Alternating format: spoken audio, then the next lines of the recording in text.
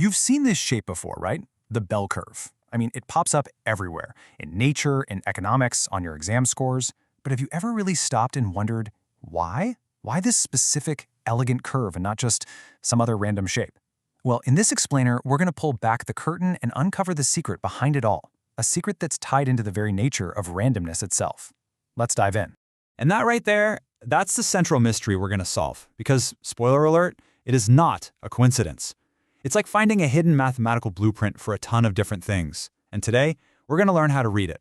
Okay, so for example, just think about the heights of all the adults in a big population. You know, most people are going to be somewhere around the average height. You'll have fewer people who are really short and fewer people who are really tall. And if you plot all that data out, boom, you get a perfect bell curve. Or how about this? Picture a scientist taking the exact same measurement over and over again. Tiny, random errors are always going to happen. Some measurements will be a little high, some a little low. And when you graph all those tiny little errors, you guessed it, the bell curve shows up again. And of course, there's the classic example, test scores. In a big enough class, most students are going to score somewhere near the average. Only a few will get those super high or super low scores. And again, you get that familiar bell shape. So what on earth is the secret connection here? Well, this pattern is absolutely no accident. It's the result of a really deep mathematical truth. And our investigation is going to start with the first major clue, where this curve even comes from. So, the first piece of our puzzle isn't buried in some complex data set. Nope, it actually comes from a simple thought experiment about making mistakes. We're going to build the bell curve from the ground up using just a couple of logical rules. Okay, so imagine you're throwing darts at a target. The random errors in your throws, you know how much you miss by, they follow three really simple, intuitive rules. First, if you rotate the dartboard, it doesn't change the pattern of your misses, right? Second, messing up horizontally doesn't affect whether your next mistake is high or low. They're totally independent. And third, you're way more likely to miss by a little bit than by a lot. Seems like basic common sense, doesn't it? Now this is where it gets really interesting. Every single dart you throw has a horizontal error, let's just call it x, and a vertical error, y. Because of our rules, especially that one about them being independent, we know the total probability of any specific miss is just the probability of its x error multiplied by the probability of its y error. So when mathematicians took these incredibly simple rules and asked, what is the only mathematical shape that can describe a probability curve where this is always true? They found out there was just one possible answer. And that answer is the Gaussian function, which is just the fancy mathematical name for the bell curve. I know, that formula looks a little crazy, but it's not a shape we just picked. It is the only shape in the universe that could possibly satisfy those three simple rules about error. So that's the first part of the secret. The bell curve is the natural, inevitable shape of accumulated random errors. But its origin story is only half of the secret. The other half is all about a set of unique properties. You could almost call them statistical superpowers that no other distribution has. Let's check out the first one. Okay, this is like a purity test for data. Think of it like you're mixing paint. If you mix two secret colors together and what you get is a perfect pure blue, then what does that tell you?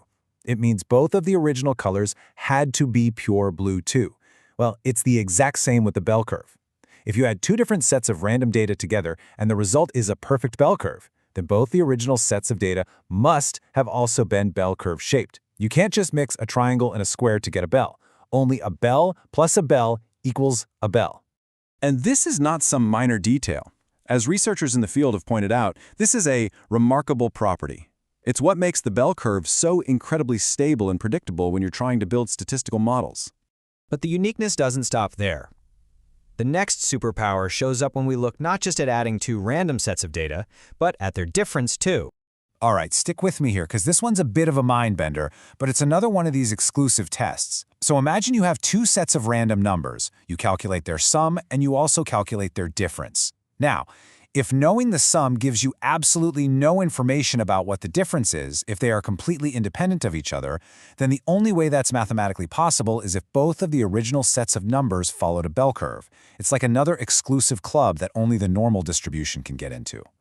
So that brings us to our final and maybe the most powerful property of them all.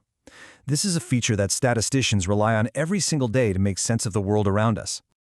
Okay, so here's what this means in the real world. Imagine you're back to measuring people's heights. For data that follows a bell curve, knowing the average height of a group tells you nothing at all about how spread out their heights are.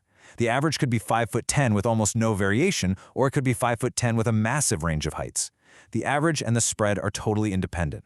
For basically any other shape of data, the average and the spread are all tangled up together. This unique independence is the bedrock of countless statistical tests. So, let's take a breath. We have our clues, we've got a unique origin story. It's the natural result of simple randomness.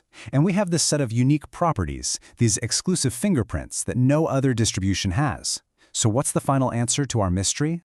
Well, when we put all these clues together, the solution to our mystery becomes crystal clear. The bell curve isn't just some common shape. It's a fundamental pillar of how probability and our universe actually works. So here it is. The bell curve is everywhere for two huge reasons. First, like we saw with the dartboard, it's just the inevitable outcome when lots of small, independent, random factors get added together. And second, its exclusive mathematical properties, like the independence of its average and its spread, make it the most stable, predictable, and useful distribution we have for understanding our world. And that's a really powerful idea, isn't it? That deep within what just looks like pure chance, there is this elegant and predictable order. It makes you wonder, if randomness itself has a secret pattern, what other profound truths are hiding out there in plain sight, just waiting for us to ask the right questions?